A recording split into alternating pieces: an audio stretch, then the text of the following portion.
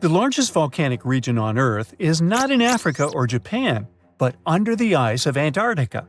Scientists found 138 volcanoes in its western part, and if they decide to go wild, you'll surely notice it.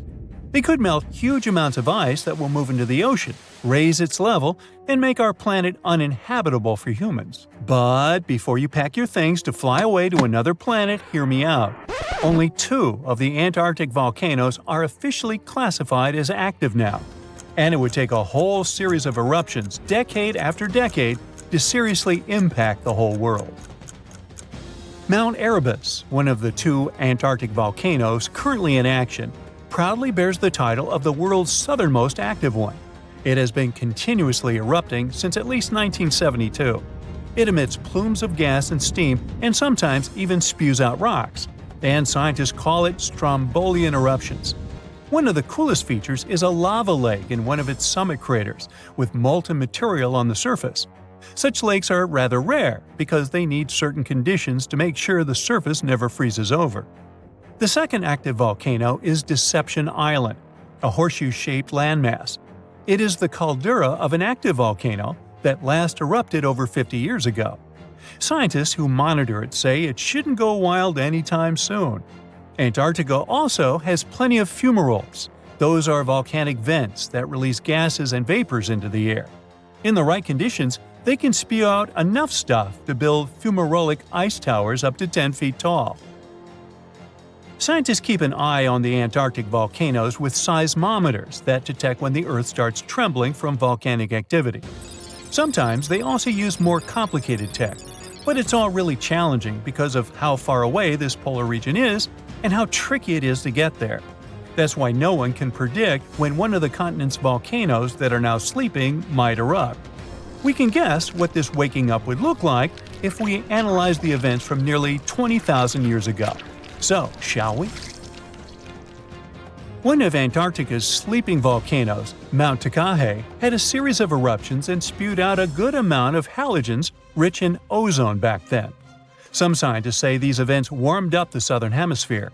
Glaciers started to melt and help finish the last ice age. For these events to repeat, we'd need a series of eruptions with substances rich in halogens from one or more volcanoes that are now above the ice. It's an unlikely scenario, but since it already happened in the past, it's not completely impossible. As for volcanoes hiding under a thick layer of ice, it looks like their gases would hardly make it to the atmosphere, but they would be strong enough to melt huge caverns in the base of the ice and produce a serious amount of meltwater. The West Antarctic ice sheet is wet and not frozen to its bed, so this meltwater would work as a lubricant and set the overlying ice into motion soon. The volume of water that even a large volcano would generate in this way is nothing compared to the volume of ice beneath it. So, a single eruption wouldn't make a difference. But several volcanoes erupting close to or beneath any of the western Antarctica's big ice streams would. Those ice streams are rivers of ice that take most of the frozen water in Antarctica into the ocean. If they change their speed, then bring unusual amounts of water into the ocean, its level will rise. As the ice would get thinner and thinner, there would be more and more new eruptions. Scientists call it a runaway effect. Something like that happened in Iceland. The number of volcanic eruptions went up when glaciers started to recede at the end of the last ice age. So, it looks like, for massive changes, several powerful volcanoes above the ice with gases full of halogens need to get active within a few decades of each other and stay strong over many tens to hundreds of years. Antarctica stores around 80% of all the fresh water in the world, and if they melted all of it, global sea levels would rise by almost 200 feet. And then we'd have to look for a new planet to live on. But this again is an unlikely scenario. It's more likely that the eruptions under the ice will lubricate ice streams and seep water into the ocean, but it wouldn't be the end of the world. A super strong, super angry supervolcano could do it though, and it has already happened in the past.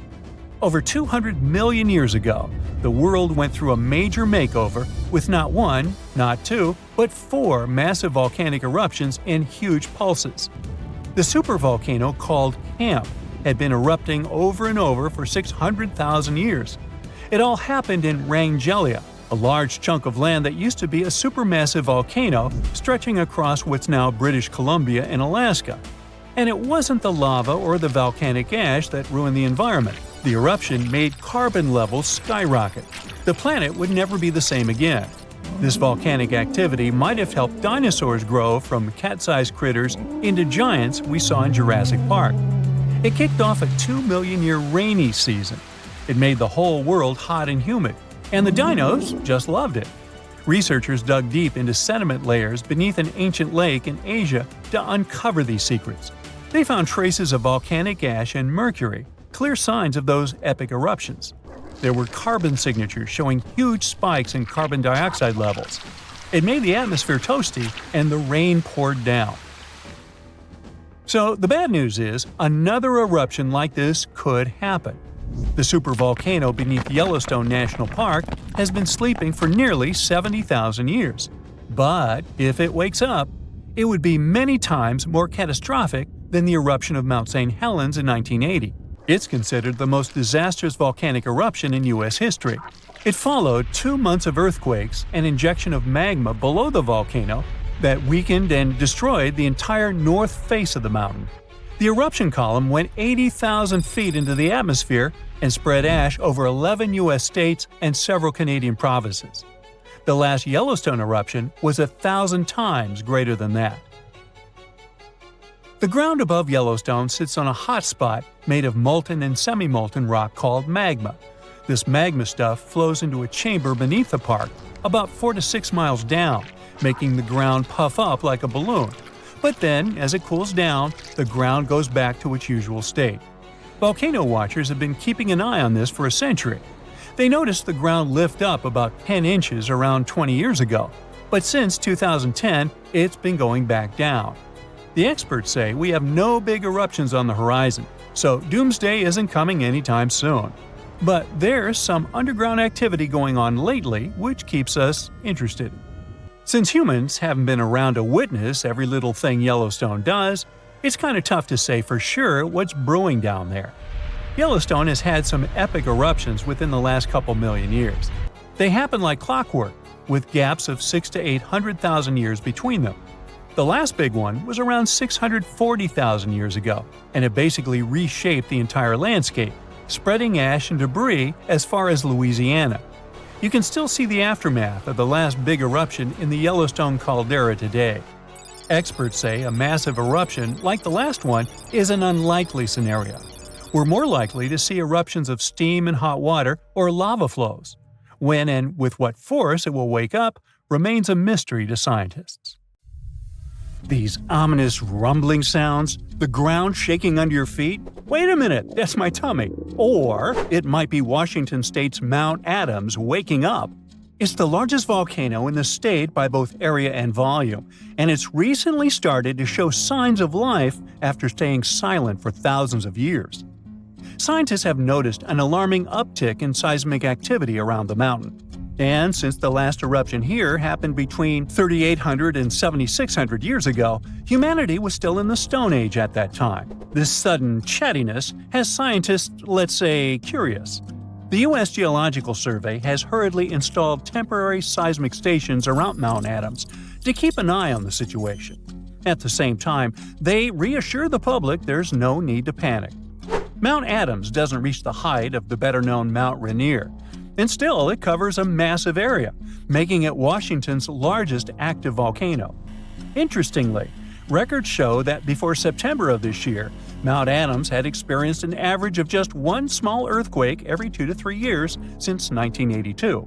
And then, the Cascades Volcano Observatory and the Pacific Northwest Seismic Network detected a staggering 6 earthquakes in just 1 month, September.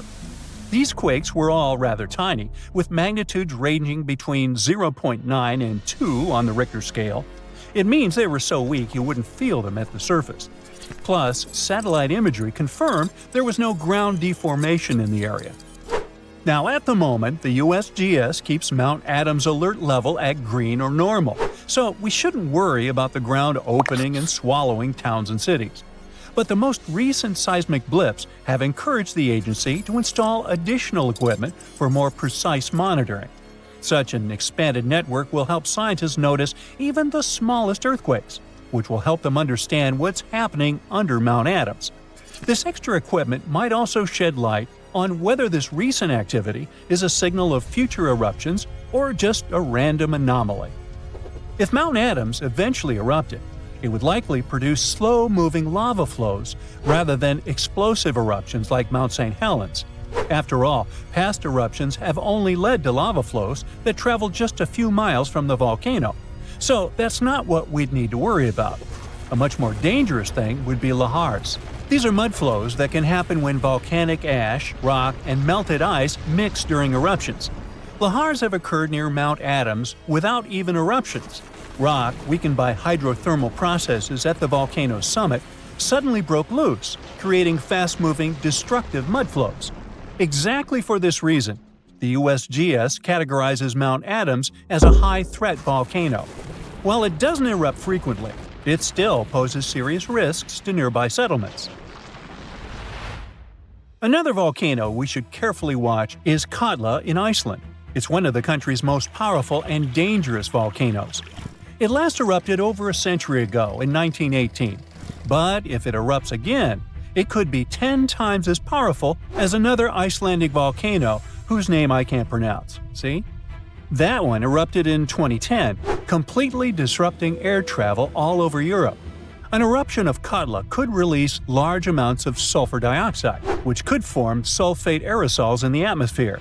Such aerosols reflect sunlight, which could even cause temporary global cooling. This phenomenon often followed catastrophic volcanic eruptions in the past. Although eruptions are common in Iceland, Katla's ash cloud would likely shoot higher into the sky and cover larger areas of Europe than that other one did. It would ground flights and negatively affect economies. If Katla erupted, it would also harm agriculture, water supplies, and air quality. In 2014, scientists noted that a large eruption could even cause a tsunami that might travel along Iceland's south coast and out to sea. But the potential impact of such a tsunami is still unclear. Katla tends to erupt on a regular schedule every 40 to 80 years, which means that another eruption is statistically very likely soon. That's why Katla remains under close scientific observation. The Canary Islands' Cumbre Vieja erupted recently in 2021, reminding people of its destructive potential. The lava flow from this eruption was devastating. It covered whole neighborhoods and flowed into the ocean, destroying more than 3,000 homes. Thousands of people had to be evacuated. But the craziest thing? Even though the damage was significant, scientists believe it could have been far worse. A massive eruption of Cumbre Vieja could have caused the volcano's entire western flank to collapse into the Atlantic Ocean, triggering a mega tsunami. This hypothetical tsunami could have potentially created waves hundreds or even thousands of feet high. They could have flooded coastlines around the Atlantic basin, including parts of the US and Europe. Luckily, recent studies claim that a collapse of that scale is unlikely. But even though the chance of a mega tsunami is low, scientists still think it's wise to prepare for possible eruptions because there's a chance of extensive damage. The lava flows that occur at this volcano tend to be extensive and dangerous to both human life and the infrastructure on the island. If you decide to travel to Ecuador, you should be wary of Cotopaxi, one of the most active volcanoes in this country. It's been rumbling with minor eruptions since 2022. While these eruptions have been relatively small, Cotopaxi has a great potential for a major eruption, and it has scientists on high alert. If Cotopaxi erupted on a large scale, it could produce a massive ash cloud over 12 miles high, threatening the lives of around 200,000 people in the neighboring area. A serious danger is Cotopaxi's snow-capped summit. It would melt super rapidly in a major eruption. It could lead to destructive floods and landslides that would flow down the mountain and potentially reach populated areas. This combination of volcanic activity and glacial floods makes Cotopaxi a high-risk volcano. A powerful eruption could occur soon, or it could be years or even decades away. But monitoring efforts are in place to catch any warning signs. The next volcano we should watch out for is already infamous, Mount Vesuvius. Its catastrophic eruption in 79 CE destroyed the Roman cities of Pompeii and Herculaneum. Its last eruption occurred in 1944, but Vesuvius remains highly active and poses a great risk to nearby Naples, one of Italy's largest cities. A large eruption would threaten over 3 million people. Many of them live in the vicinity or even directly on the slopes of the volcano. If Vesuvius erupted, it would be an explosive event, with ash, rocks, and volcanic gas ejected at extremely high speeds. And even though such a destructive event isn't expected for a few hundred years, Vesuvius remains one of the world's most closely watched volcanoes. After all, it has a real potential to cause catastrophic damage in a densely populated area. Then we have Popocatépetl, often called El Popo. It's one of North America's tallest active volcanoes, which lies about 40 miles from Mexico City. Exactly this proximity to a metropolitan area with a population of 22 million people makes Popocatépetl especially hazardous. A large eruption could send a massive ash cloud over Mexico City, causing widespread disruptions. Ash could clog the city's drainage systems, contaminate water supplies, and even cause power outages by short-circuiting electrical systems. Plus, lahars could rush down the volcano, reaching nearby towns. Popocatépetl has been showing near-constant seismic activity since the early 2000s, and smaller eruptions are pretty common here.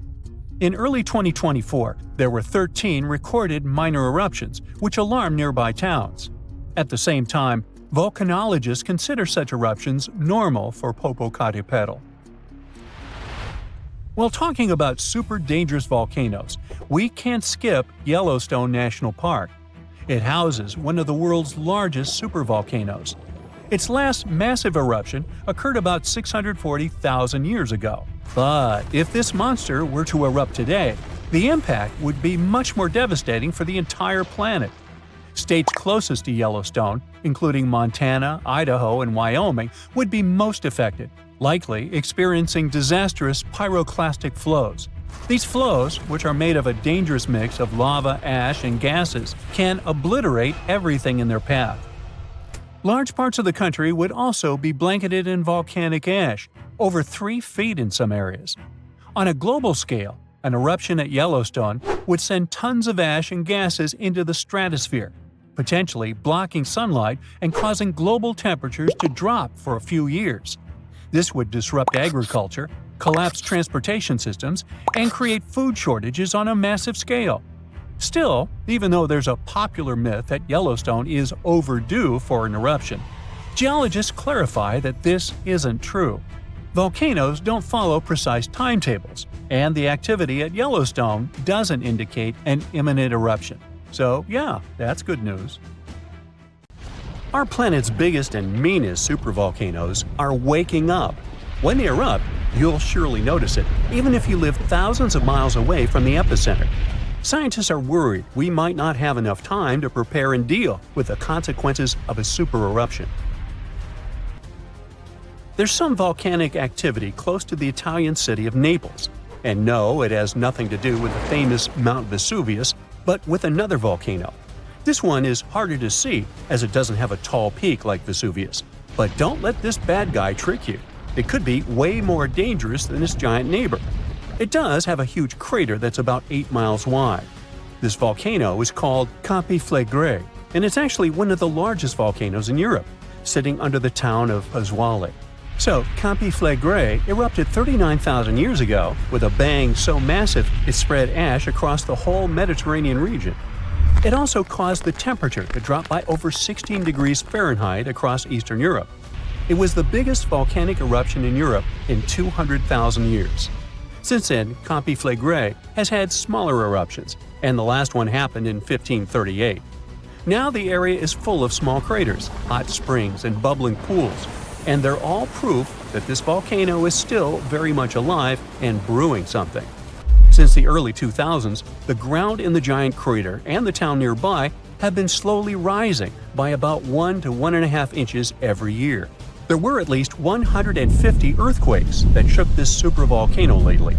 In May 2024, there was a 4.4 magnitude in the area, the biggest in the last 40 years. Residents had to leave their homes and camp outside, fearing there would be more earthquakes. No one knows how Campi Flegrei is going to behave in the following months or years, but the authorities are organizing evacuation exercises to prepare the population just in case. The Italian volcano looks like an innocent kitten compared to the real giants like Yellowstone. For a volcano to deserve the title of a super one, it must be able to produce catastrophic-scale eruptions and eject huge amounts of magma, ash, and volcanic gases. The Yellowstone giant meets these criteria.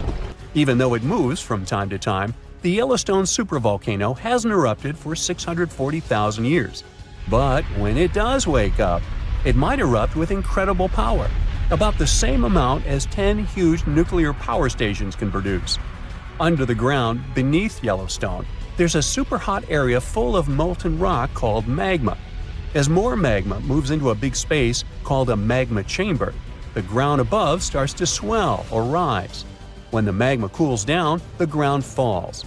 Between 2004 and 2009, the ground at Yellowstone rose by almost 10 inches, but then it started to slowly go back down in 2010. Scientists aren't sure if it's going to erupt anytime soon.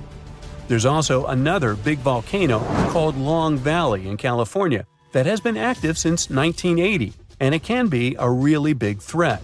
Scientists studying this supervolcano found out that before its biggest eruption, 760,000 years ago, the buildup may have taken less than a year. Now, that's bad news, because a supervolcano eruption can have a huge effect on the world, like the eruption of the Toba volcano in Sumatra around 74,000 years ago.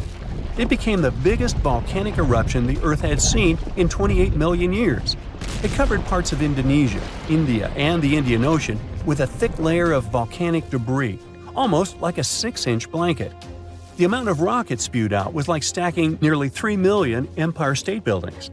The giant crater it left behind can still be seen from space.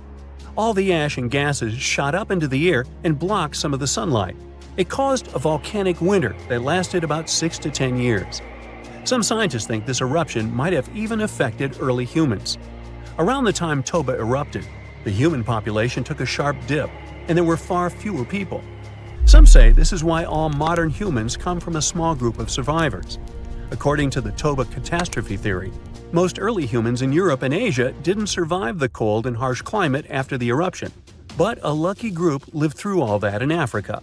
Not all scientists agree with this idea, and some archaeological and climate records show a different story. Another volcano that changed the world in a big way was Mount Tambora in 1815. The next year went down in history as the year without a summer. It was cold and rainy, and there was snow and frost even in the middle of summer, especially in Europe and North America. This happened because the volcano sent out a lot of sulfur dioxide into the sky, which spread all over the world and made the planet colder. When Tambora erupted, it caused huge tsunamis that smashed homes and took the lives of around 10,000 people. Afterward, about 80,000 more people passed away because of the consequences the eruption had caused in the world. The cold weather ruined crops, so food became really expensive.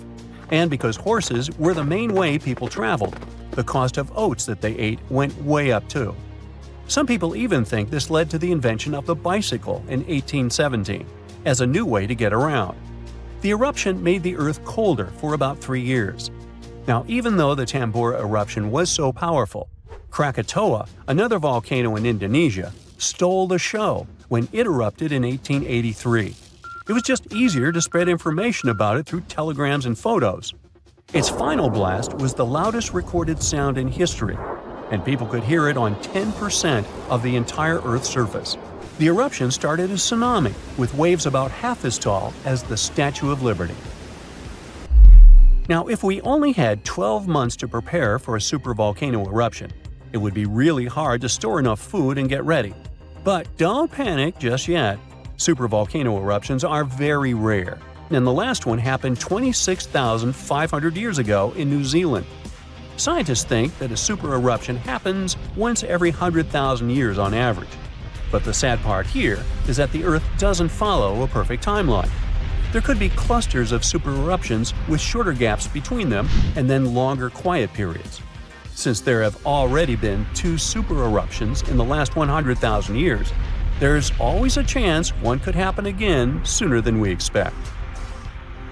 Plus, although there are places like Yellowstone and Long Valley where we expect volcanoes to erupt, there are less obvious possible hotspots. In Chile, there's a volcano called Laguna del Maule that has erupted in the past and left behind a huge crater. Over the last 20 years, the ground there has been swelling really fast, rising up to almost 1 foot a year. Some people are worried that this could be a sign of a big eruption coming. But scientists say there's not enough magma yet to cause a supereruption. In Bolivia, the Juturancu volcano is also acting up. It's part of a group of volcanoes that have caused supereruptions in the past. Since the 1960s, the ground around Juturancu has been lifting, but the last eruption was 250,000 years ago. Even though the magma might be rising, it's not enough to worry about just yet. The chances of a supereruption happening during our lifetime are 1 in 1,400, which is pretty low, so you don't need to worry too much. But just like someone wins the lottery every week with very small chances, a supereruption could happen sometime in the future, and when it does, we'll need to be prepared. Imagine standing in the middle of Europe 40,000 years ago. The landscape is rough, cold, and unforgiving. Fast food is scarce, and there's no internet. Suddenly, from out of the woods steps a figure, stocky, strong, and with a face that is quite unusual. This human looks similar to us, but something about them is different. Their brow is heavy, their nose is broad, and their body seems to be built to fight nature itself. Well, congrats! You've just met a Neanderthal. You might have thought that Neanderthals were basically ancient humans, but that's not really true.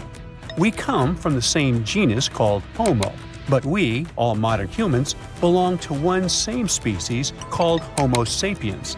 However, there used to be lots of human species before, and Homo neanderthalensis was just one of them. And they actually were kind of cooler than us. So what in the world has happened to them? Neanderthals lived for a long time, for about 360,000 years, across Europe and parts of Asia. 40,000 years ago, the place we now call southern Italy was sitting on top of a huge disaster, a massive supervolcano called Campi Flegrei. This big boy is huge, about 9 miles wide. That's about 10 to 20 minutes in a car to get across it all. But there were no cars then, remember? At the time, it was quiet for a while, but one day, suddenly, it blew in what became one of the biggest volcanic eruptions Europe had seen in 200,000 years. The catastrophe was so crazy that ash, gases, and debris altered the climate across the entire continent. What comes next is usually called a volcanic winter. Average temperatures drop, the sky gets darker, and life becomes even harsher than it already is. The eruption, known as the Campanian Ingembrite, caused Europe to cool by as much as 7 degrees Fahrenheit. Doesn't sound like much? Well, the drop of even 1 degree would cause winters to become harsher, causing horrible snowfall, rains, and floods. Crops would struggle to grow, leading to food shortages. The weather would go wild, too, with storms and droughts. Hey, kind of like now. Except multiply this by 7. Events like these caused some huge chaos in modern times. You can imagine what it did to the Neanderthals. But in reality, a simple volcanic eruption shouldn't destroy an entire species, right? Well, yes. The truth is, the Neanderthals were already hanging by a thread back then, and all because of us. They've been in a tough spot for a while. They lived in places that are now parts of Europe, Western Asia, and the Middle East. Modern humans, us Homo sapiens, entered Europe and were giving them some serious competition for food and shelter. Homo sapiens were sneaky dudes, better at finding food, easily adapting to different environments, and using more advanced tools. We were pushing Neanderthals out, trying to get the same resources. We literally made their extinction a slow and very unpleasant process. So, while the volcano definitely made things worse, it wasn't their only problem, and they didn't completely disappear after the eruption. Some of them hung on in isolated places, like Gibraltar, for another 12,000 years. That's because it's likely most of the severe cooling actually happened farther east, away from where the Neanderthals were trying to survive, and it didn't hit their homes as hard as we thought. In fact, the eruption may have even helped them, at least for a while. Some scientists say that the volcanic fallout might have slowed down modern humans' expansion into Neanderthal territory and gave the poor fellas a little more time to survive. So, the Campiflagre eruption was a nasty event, but it only delayed the inevitable. Campiflagre is a wild card. It's also known as the Fields of Fire. The air itself there is thick with legend. The Greeks and Romans believed this volcano was the gateway to the underworld. Even an ancient Roman poet, Virgil, mentioned this in his famous story, the Aeneid. The hero Aeneas must descend into the underworld, and this place is exactly where he starts. Back in the day, this landscape was full of Roman villas, spas, and fish ponds. The elite had the time of their lives there. What they didn't know, though, was that they were standing on treacherous ground that could go crazy at any moment. The Campiflagre is not your typical volcano. You'd imagine a single towering peak, but the landscape looks deceivingly calm, with small features popping up here and there. But if you flew above it, the sight would be insane. A gigantic circular basin, peppered with volcanic cones and craters, like scars from the Earth's violent past. The danger here lies in its subtlety. The ground beneath your feet is constantly shifting, even when you don't notice it. Every so often, the land rises, only to sink again, sometimes by several feet, as magma or gas moves beneath the surface. It's incredibly creepy. The risk is almost invisible. The Campiflagre is a massive depression formed by two colossal volcanic eruptions. One of them was the one that cooked Neanderthals, and another happened 15,000 years ago. The most famous eruption, though, happened in the 16th century, and it was horrifying. The year was 1538. For years, the people of Paswali had noticed something unsettling. Land that once sat below the waves was slowly rising. What was once the sea had become new ground. Rumblings from deep within the earth were terrifying, but had become a normal part of life. Earthquakes started in the early 1530s, small at first, but in just 8 years, they became the norm. Until one day, on September 28th, horrifying tremors shook the ground. By the next evening, as the sun dipped below the horizon, a massive crack ripped open the earth near the ancient Roman town of Tripurgole. From this gash spewed fire, smoke, and a rain of volcanic ash miles away. It was thick and muddy, likely mixed with underground water. The ground trembled as hot pumice rock was thrown high into the air. And then a new mountain began to rise from the land. This was the birth of what we now call Monte Nuovo. Eventually, things seemed to calm down, as if the earth was catching its breath. For days, things seemed quiet. Locals relaxed a bit. They began to approach the new mysterious volcano, a crater with something that resembled boiling within it. People visited it like a new attraction. But then, just days later, the disaster struck again. At night, without warning, a new mountain went wild. A blast from the southern flank hurled scoria, chunks of jagged volcanic rock, into the air. This one was fatal for 24 people. The debris found afterwards was huge and coarse. For centuries after, the only signs of life from the Monte Nuovo were small fumaroles, jets of gas seeping from the earth. But then, even those faded away. Now it's just a lush green cone, a pretty sleeping giant. But the ground near Naples, Italy, is still alive. The Campiflagre sits quietly for now, but it might not be for long. It's showing signs it might be waking up again. This supervolcano looks like a hellish landscape, with its boiling mud pits, geysers, and steam vents. Romans and medieval Christians once believed it was a gateway to the underworld, and who can blame them? What's spooky is that recently scientists detected unusual activity under the surface. In 2012, Italian authorities raised the alert level on the volcano from green to yellow, meaning that it needs close monitoring. There are certain changes that usually happen before an eruption. The magma below starts releasing gases, which could weaken the rock above, eventually triggering a disaster. Unfortunately, no one can predict exactly when or if it will erupt. But if it does, the consequences could range from a minor inconvenience for locals to a global catastrophe. Its last tiny eruption happened in the 16th century, and it wasn't too bad. But if history repeats itself, like it was with Neanderthals, we're all cooked. An eruption like that could lead to global cooling, crop failures, and widespread famine. Right now, a group of scientists is trying to get a clearer picture of what's happening beneath the surface. The Copy Flegrade Deep Drilling Project is working to drill a 10,000-foot borehole, hoping to check out the magma chamber up close. But at least for now, the supervolcano remains quiet, and let's hope it stays that way. Phew, you could finally send that last report for the day and breathe out. The weekend is around the corner.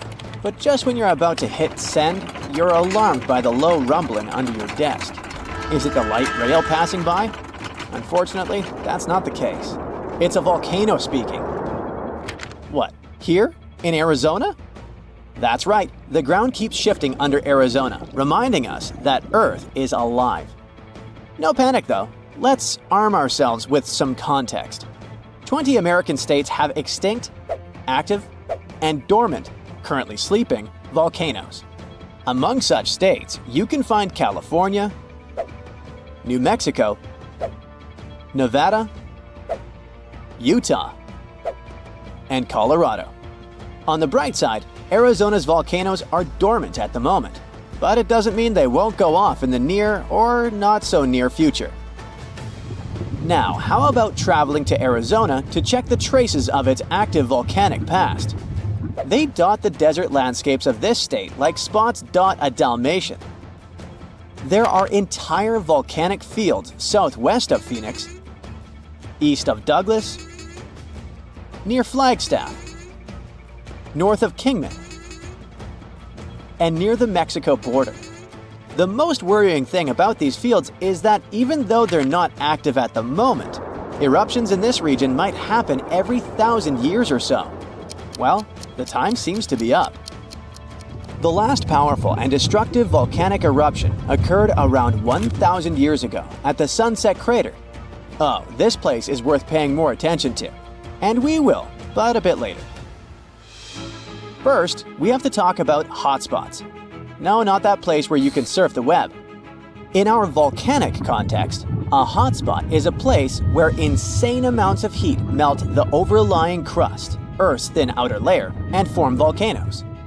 This heat rises from the mantle, which is located between our planet's dense, superheated core and the crust.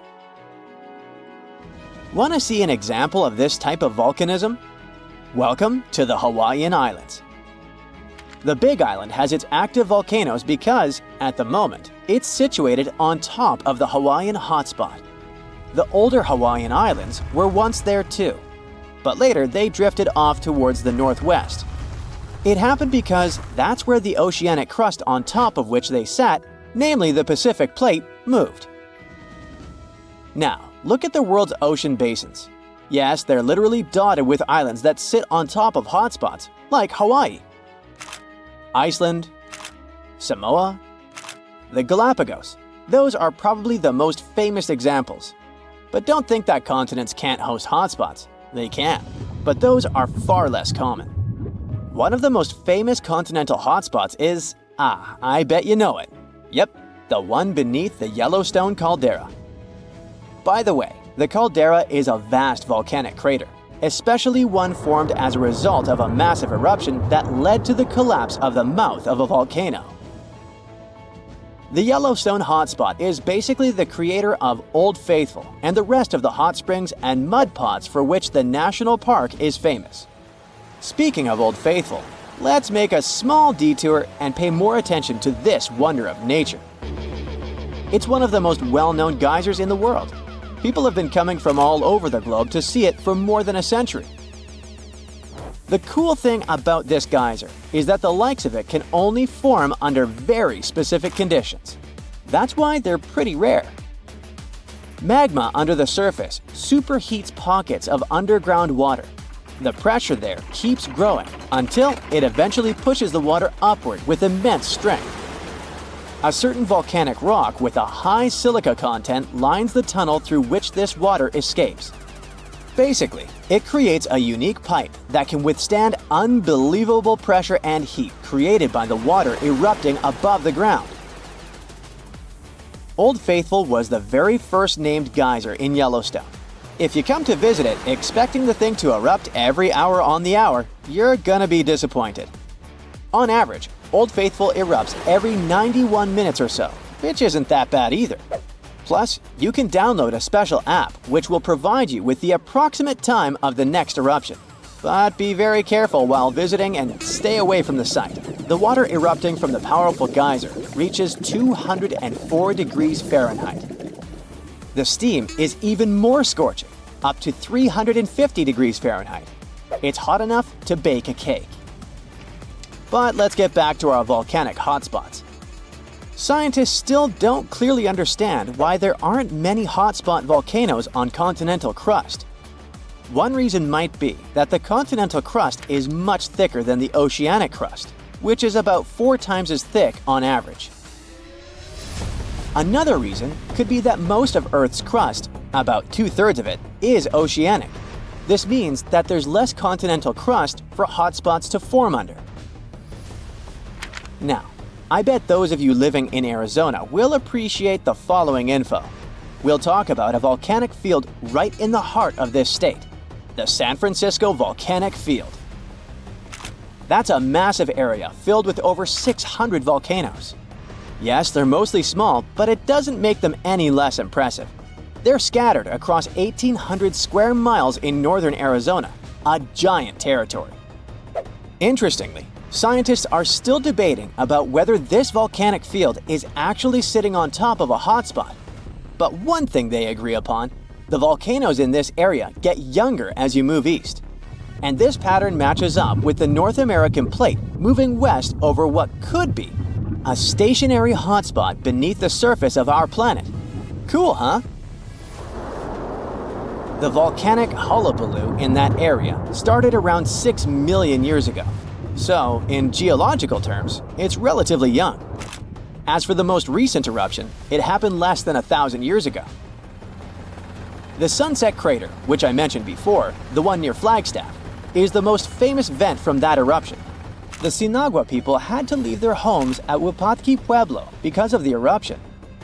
That site is now part of the Wupatki National Monument. There, you can see how people lived in this volcanic region many years ago. If you go to explore this area, you'll notice that most of the volcanoes there are basalt cinder cones, small and steep. The Colorado Plateau has quite dry weather conditions. That's why the volcanoes haven't worn down much.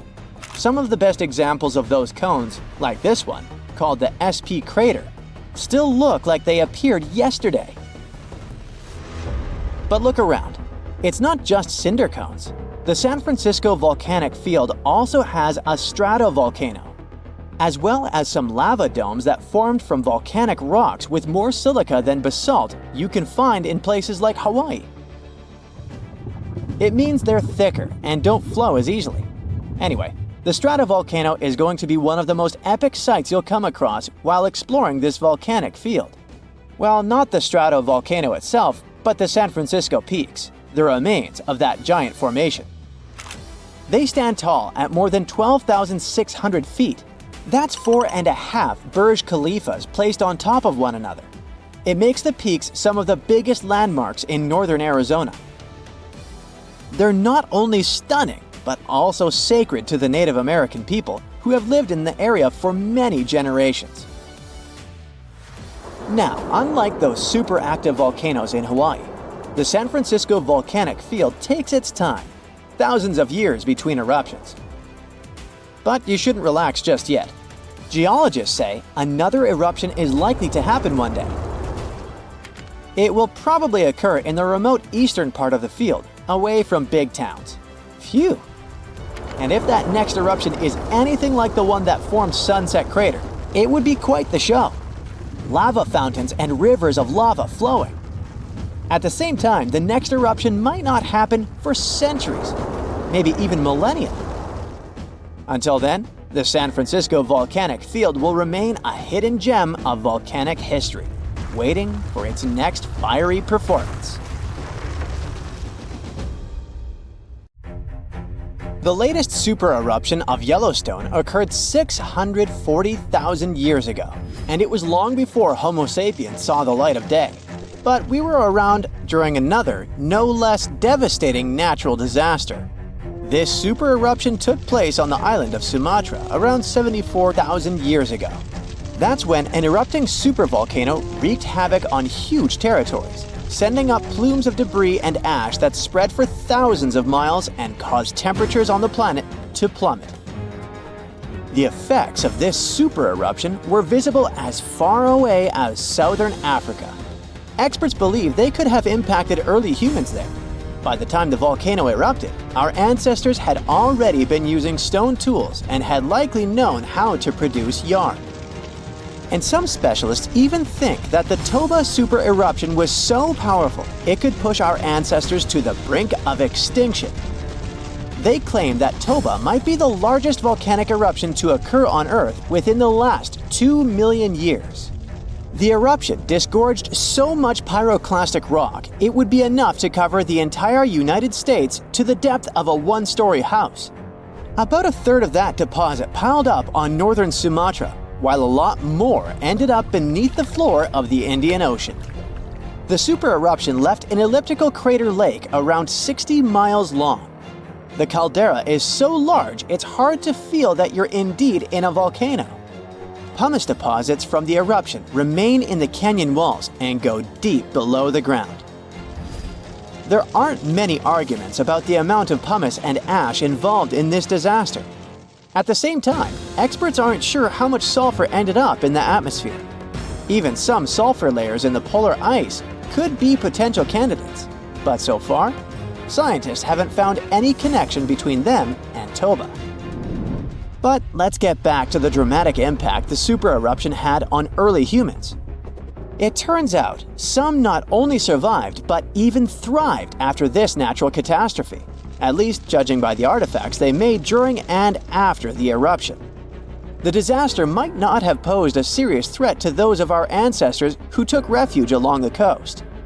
Genetic evidence hints that modern humans descend from a few thousand people that ventured out of Africa around 60,000 years ago. Why just a few thousand? According to some experts, the rest of our ancestors could have been devastated by the Toba eruption. After all, the supervolcano spewed out 1,000 cubic miles of dust and rock in a flash, leaving a scar in the ground that was dozens of miles wide. All that dust and sulfur Toba sent into the atmosphere potentially cooled the surface of our planet, which led to the appearance of glaciers and the lowering of Earth's sea levels. And since Toba might have had an important role in shaping humankind, scientists have been working hard trying to understand precisely how early humans reacted to this disaster. In 2011, several researchers found an enigmatic soil sample in South Africa's Pinnacle Point, an archaeological site overlooking the Indian Ocean. This sample contained some volcanic ash. After examining the layer, they found more than 400,000 artifacts left by early humans. Those ranged from heat-treated stone tools to signs of fire and animal bones. Based on this finding, the team suggested that early humans on the South African coast thrived after the eruption, living in that area for thousands of years and improving their tools. The region might have served as a refuge during and after the Toba eruption. A 2009 study suggested that the eruption could have lowered global temperatures by 14 degrees Fahrenheit. It would have made survival tough elsewhere in Africa. If there had been a volcanic winter, it wouldn't have been as cold along the coastline. On the other hand, newer studies claim that Toba spewed out so much sulfur into the atmosphere that the resulting aerosols could have stuck together, which would have limited their cooling effect in the long term. In other words, right after the eruption, temperatures would have plummeted, but only in some regions. And after 3 years or so, the effects of the eruptions would have calmed down altogether, becoming not dangerous to humans. Well, apparently, more research is needed. Meanwhile, let's figure out if we should watch out for any volcanoes these days. Last year, thousands of small earthquakes shook the ground near Iceland's Svartsengi geothermal power plant. Magma rose to the surface there, and now it has opened wide fractures slicing through the small town of Grindavik. The ground there is still swelling, and an eruption might happen with little notice. But of course, that's not all. Over the planet, 45 other volcanoes keep rumbling. For example, Italy's Vesuvius, that infamous thing that finished the city of Pompeii in 79 CE. Over the last 17,000 years, the volcano has experienced 8 explosive eruptions, followed by powerful pyroclastic flows, dense masses of super-hot ash, lava fragments, and gases flowing at high speeds. The volcano's last eruption happened in 1944. Mount Rainier is one of the most dangerous volcanoes in the USA. Its high elevation, chemical composition, and proximity to Washington's Seattle and Tacoma suburbs, and the volcano's ability to produce massive pyroclastic flows make Mount Rainier a threat to consider. The heat from this volcano could potentially melt the ice and snow covering it, leading to rapid downstream flows of debris, mud, and rocks. The Novarupta volcano in Alaska's Katmai National Park and Reserve formed in a 1912 eruption, which was the world's largest in the 20th century. The volcano sent almost 7 cubic miles of ash and debris into the air. It also produced such a powerful ash flow that it created the Valley of 10,000 Smokes. Mount Pinatubo is located in a populated region in the Philippines. It became notorious after a 1991 massive eruption, which was the second largest eruption of the 20th century. More than 700 people lost their lives during that natural disaster. Today, more than 21 million people live within 62 miles of Pinatubo. Mount Agun, a continuously erupting volcano in Indonesia, had its last major eruption in 1963. It was one of the most tragic eruptions in the country's history. It lasted for 11 months, producing ashfall and pyroclastic flows that led to the loss of more than 1,000 lives and serious property damage. People saw ash plumes above the volcano throughout 2018, following the eruption in November 2017. Japan's Mount Fuji hasn't erupted since 1707. That year, a massive earthquake likely set it off. In 2014, experts warned that Fuji could be at risk of another eruption following the 9-magnitude earthquake that shook Japan in 2011. Experts believed the earthquake had raised pressure below Fuji. The eruption in 1707 sent so much ash and debris into the air that all this mass even reached Tokyo. Should Fuji erupt again, it would affect more than 25 million people in the surrounding areas. The eruption of Washington's Mount St. Helens in 1980 was one of the most destructive volcanic events in U.S. history. 57 people, as well as thousands of animals, lost their lives during that natural disaster.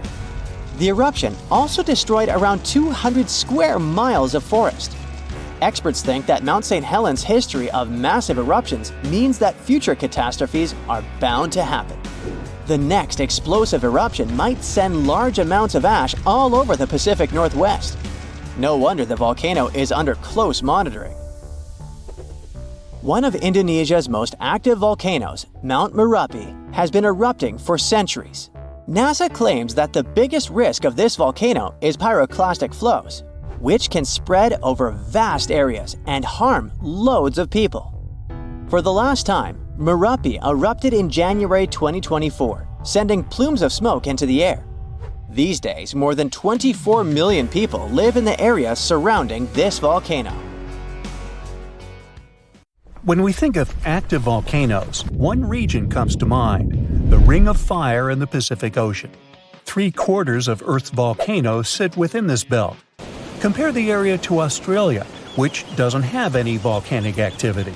The old continent of Europe is also calm, or at least we like to think so. Can you guess what the most active volcano in Europe is? If you thought of Mount Etna on the island of Sicily in Italy, you were right. The volcano has erupted about 200 times and has been far from sleeping in recent decades. The last time this happened was in August 2023. The highest mountain in the Mediterranean is 500 million years old. But in Iceland, there is a much younger volcano. It sprang into action on the 10th of July 2023.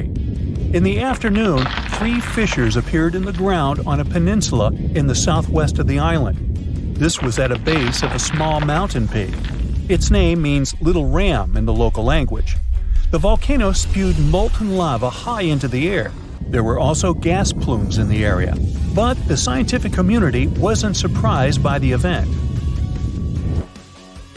They already knew about the volcanic area that stretches between the cities of Reykjavik and Keflavik.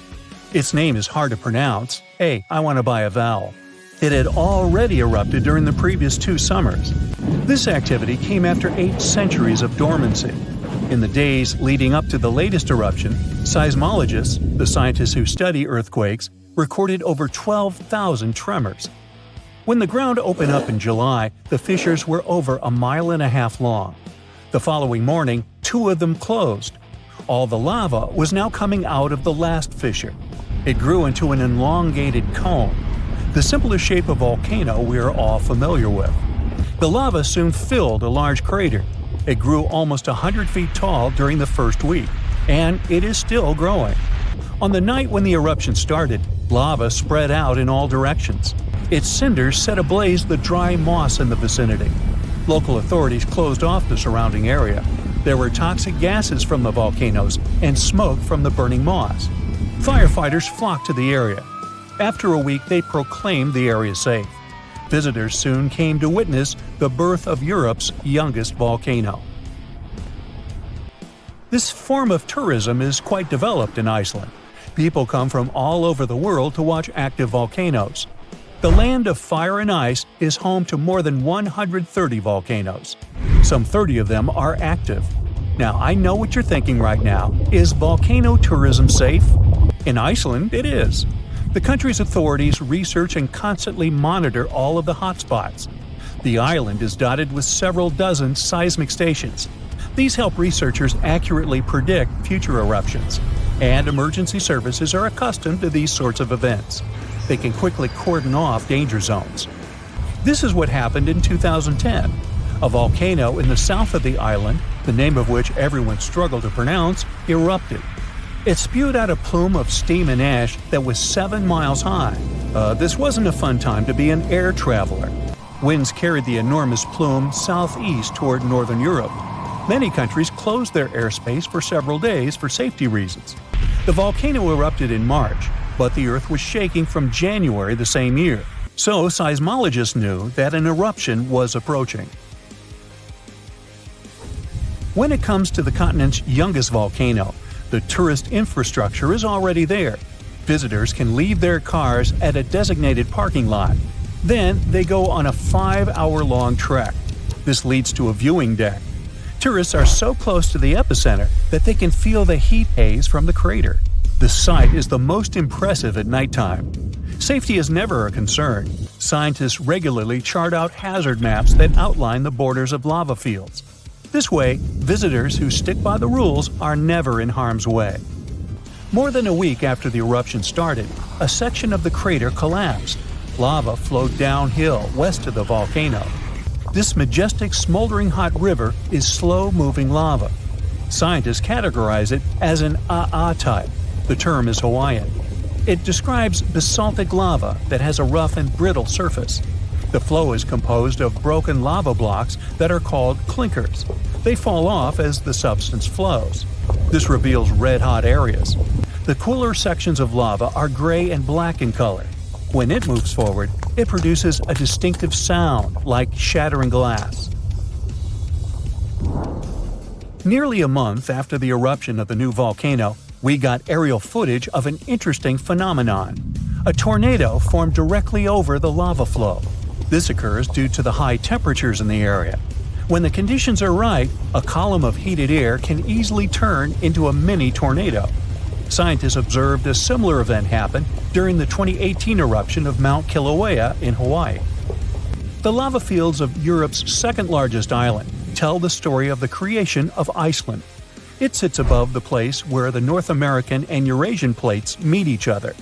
Tectonic plates are huge rocky chunks of Earth's most outer layer. There are roughly 20 of them. They rest on a partially molten layer of rock. All the lava we see on the surface starts its journey here. You could say that these plates float on molten rock.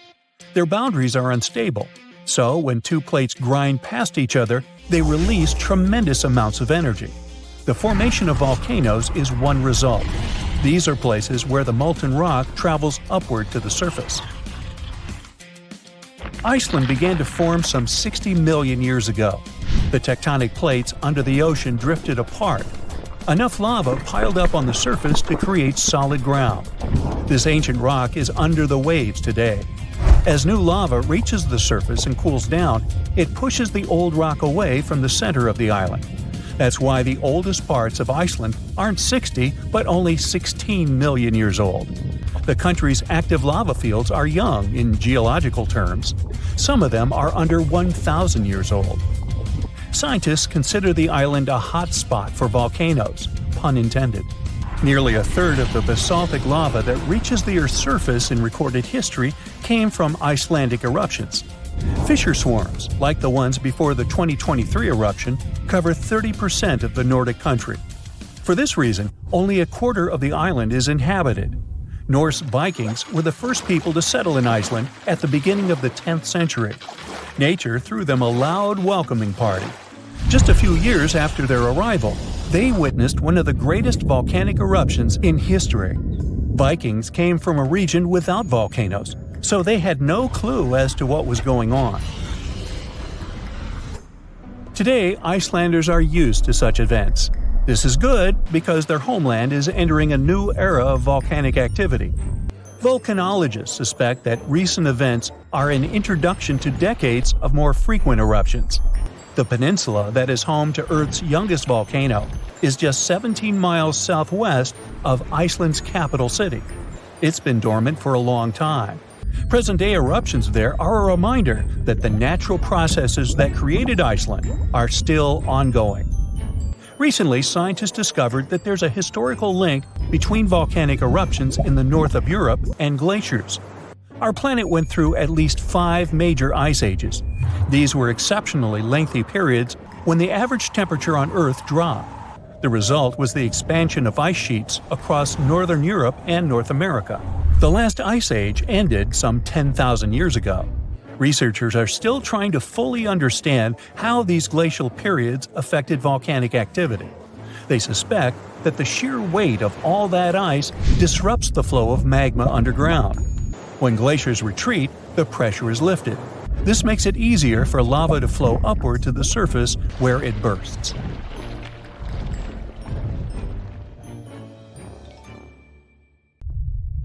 So this huge volcano, everyone thought to be extinct, woke up and spat out a black ash cloud 50 miles high. That's about 9 times as tall as Mount Everest. Located in what is now Indonesia, the powerful Krakatoa had caused huge tsunamis that rocked over ships as far away as South Africa. It also changed the temperatures around the world for several years. The volcanic island of Krakatoa in the Sunda Strait was likely born thanks to another major eruption several centuries ago. It hadn't erupted for at least 200 years before 1883. So the first tremors and blasts in May of that year came as a total shock to people living nearby. Then ships sailing through the busy water passage started reporting clouds of ash above the volcano. It went quiet again for a while, but they could still see ash above it. The eruption culminated at the end of August. It was so powerful that it shattered the island into fragments. Witnesses heard the sound produced by it in Australia, around 3,000 miles away. They described the noise as the roar of heavy cannons. Some say it was the loudest sound ever heard. During the next 5 days, the pressure wave from the eruption traveled around the globe 3.5 times and was seen on barographs on different continents.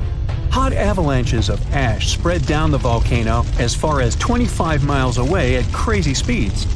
They ruined the surrounding islands and took 36,000 lives. Tens of thousands more drowned in tsunamis that happened after the volcano had collapsed into the caldera.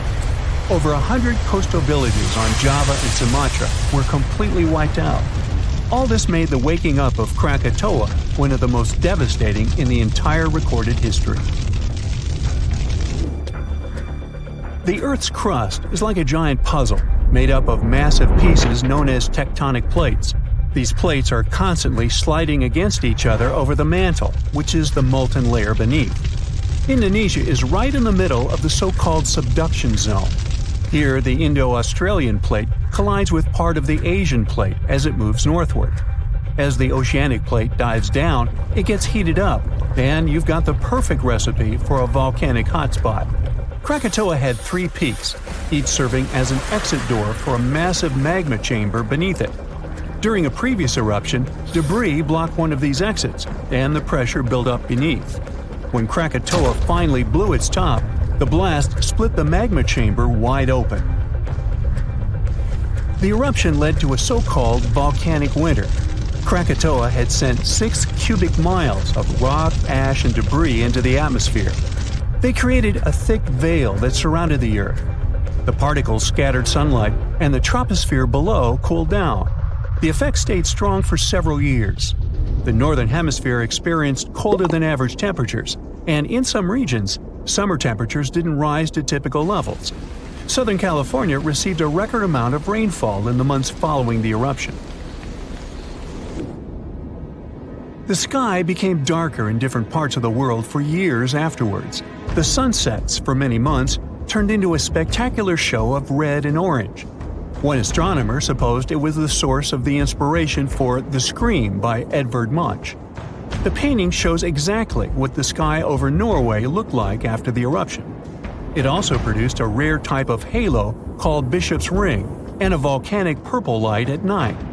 For several years after Krakatoa had blown up, the moon looked blue and sometimes green. That's because some ash clouds were full of particles large enough to scatter red light, only letting other colors pass. Someone even witnessed lavender sun and night-shining clouds. Krakatoa became the first scientifically well-recorded and studied eruption of a volcano.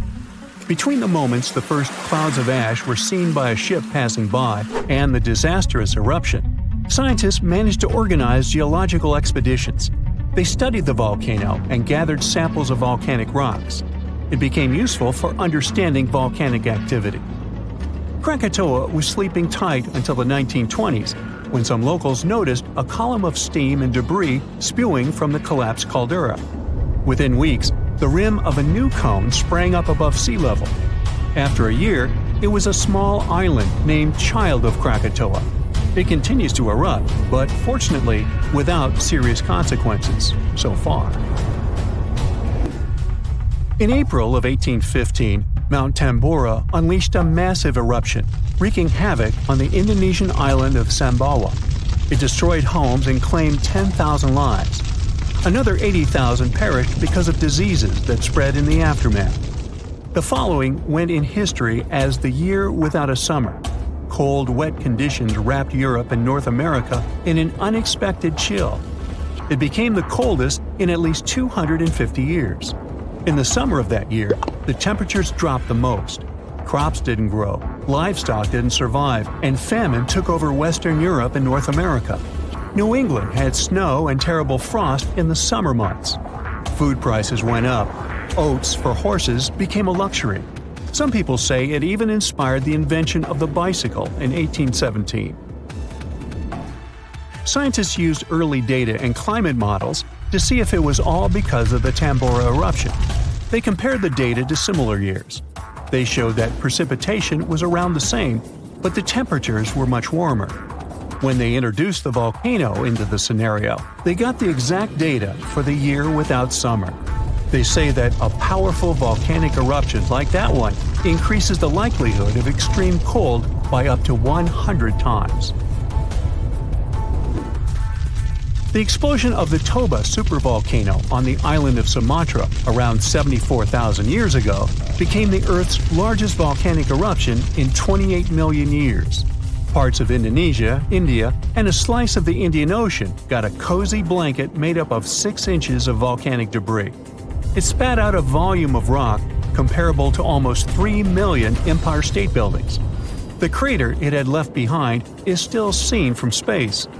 All the ash and volcanic gases that sprang into the atmosphere because of the eruption partially blocked the sunlight. A severe volcanic winter began and lasted for 6 to 10 years. Some anthropologists see a connection between the Toba eruption and how limited modern humans are when it comes to genetic variety. Around 74,000 years ago, exactly when the Toba erupted, there was a population nosedive. That's why all modern humans trace their roots back to a tiny group of survivors. The Toba catastrophe theory proposes that most early humans in Europe and Asia didn't make it through the post-eruption climate chaos.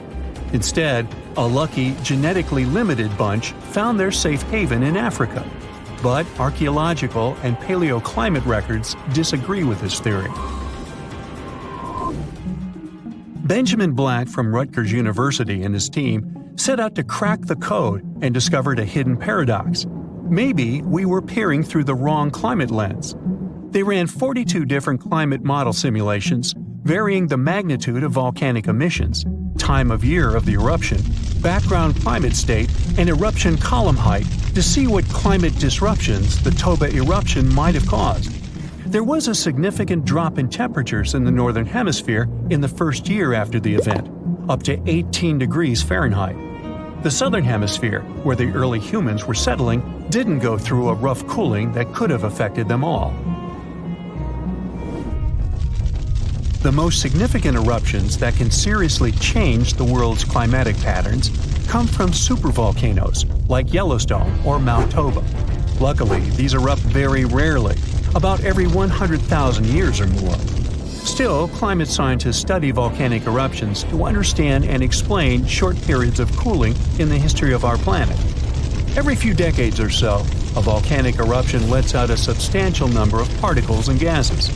Some of them will block enough sunlight to start a brief global cooling period. Nothing like the real volcanic winter, but still felt across the globe. One of the largest apocalypses that humanity has experienced happened about 74,000 years ago on the territory of modern Indonesia. It was an eruption of a supervolcano on Mount Toba. It was also the biggest eruption on Earth over the last 2 million years. Even the tragedy of Pompeii, when the volcano Vesuvius destroyed the entire city, was not so large-scale. At the time of the Toba eruption, humanity was as close to extinction as ever. And the problem wasn't in the volcano itself, but in the consequences that came after. Some studies suggest that 3,000 to 10,000 people could survive the period after the eruption. During the disaster, Toba released millions of tons of volcanic ash and soot. This cloud spread across the sky, blocking the sun in India, Indonesia, and over the Indian Ocean. Some scientists claimed the world had been plunged into volcanic winter for several decades. Take a look out the window in cloudy weather. Do you see how gray clouds cover the sky? But still, clouds let the sunlight pass through. It was much worse during the Toba eruption since sulfur dioxide in the volcanic ash reflected sunlight. Dust and ashes didn't settle for a long time. Perhaps they flew all over the planet, destroying many living things. A lot of plants couldn't survive because of the lack of sunlight.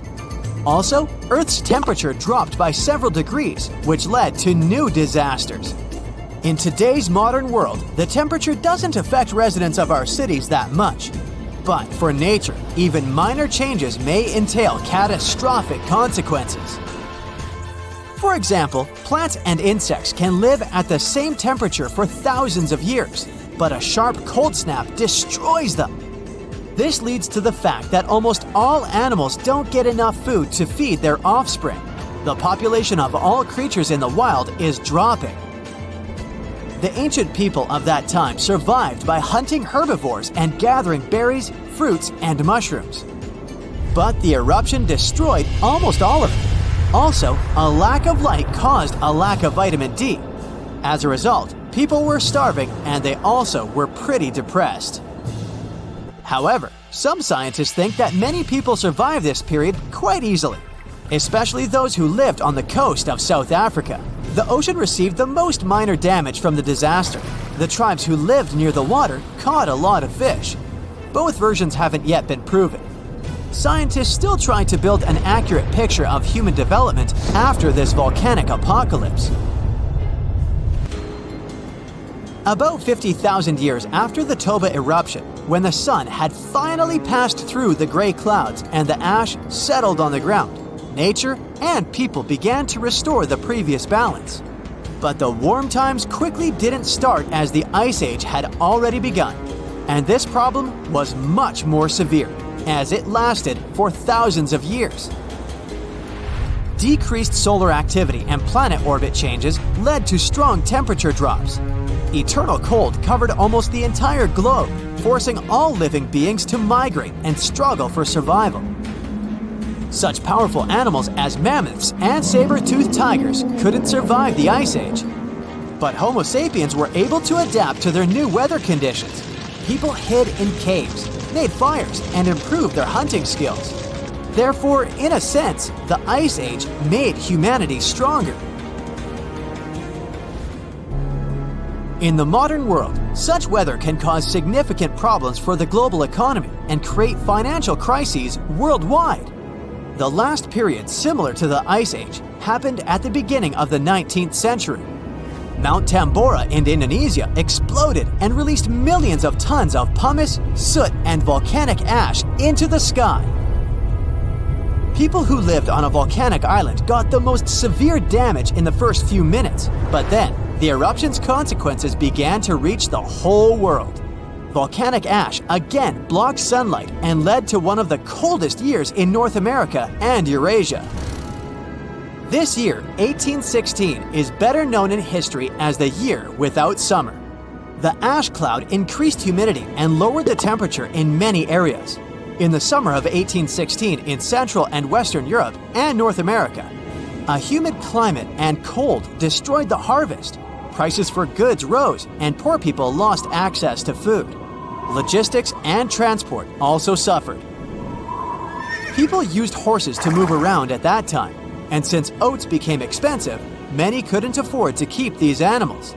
Many believe these circumstances inspired the inventor Carl Dreis to create the world's first bicycle. Also, there's a theory that the Tambora eruption helped invent Frankenstein. Several writers, including Byron and Shelley, gathered in a villa in Switzerland where they began to write fantastic novels. Bad weather and rain outside the window inspired Mary Shelley to write a story about Dr. Frankenstein and his monster. Even now, this volcano is active, but it's not going to wake up anymore. But if it happens again, will we be ready this time? Most likely, there will be fewer consequences since we have technologies, big incubators, and greenhouses where we grow livestock, vegetables, and fruits. Of course, winter will provoke a crisis all year round, but we can easily survive it. In the 1930s, another disaster occurred, but this time it was caused not only by nature, but also by people. At that time, many countries were heavily dependent on crops. Vast territories were sown with them. People were engaged in excessive farming. Therefore, when a severe drought began, the soil was quickly depleted. The ground ran out of nutrients necessary for the growth of wheat and corn. This led to the fact that the top layer of soil was turned into tiny dust. Then, west-easterly winds hit such states as Colorado, Nebraska, Texas, and Oklahoma. They rose the dust into the air and formed thick clouds. This period is considered the most challenging time of the Great Depression. It's the Dust Bowl. It lasted 8 years and forced many people to leave their homes and move to other states. Dust storms got so strong that they blocked the sun in Washington, D.C. Whole cities were covered with rain from sand, which caused problems with breathing. Even the captains of ships sailing in the Atlantic Ocean reported polluted air. Powerful earthquakes, supervolcano eruptions, floods, fires, and hurricanes swept whole species of animals off the planet. But a human has always survived in the most challenging conditions, so don't worry about the next global catastrophe. People will handle it. We hope so. But what if some global catastrophe happens? For example, a huge meteorite falls or the atmosphere gets poisoned. In this case, it'd be best to find a remote island or fly to the moon. The main thing is to have the opportunity to return. After all, sooner or later, the apocalypse ends and Earth will be as good as new. Probably. Another option is to live in an underground bunker with large reserves of food and oxygen. About 8 billion people are living in the world. For humanity to prosper again after the apocalypse and restore its population, 1 to 500 people will be enough. There have been cases in world history when small tribes numbering a few hundred people have lived for centuries and even millennia. However, to do this, you'd have to leave megacities. Big towns only import food. They're heavily dependent on farm fields and crops. During some global catastrophe, no one would give food to the cities. Hunger would lead to complete chaos. To live well, people would need to escape from their towns and repeat the practice of those who lived in the early Neolithic period. It was about 12,000 years ago, just after the end of the last ice age. People at that time lived separately in small villages. The population of each of them was from a couple of hundred to 1,000 people. They lived independently, provided food, and made big families. In fact, it's not such a bad option after the apocalypse to grow vegetables on a small farm, eat healthy food, and enjoy nature.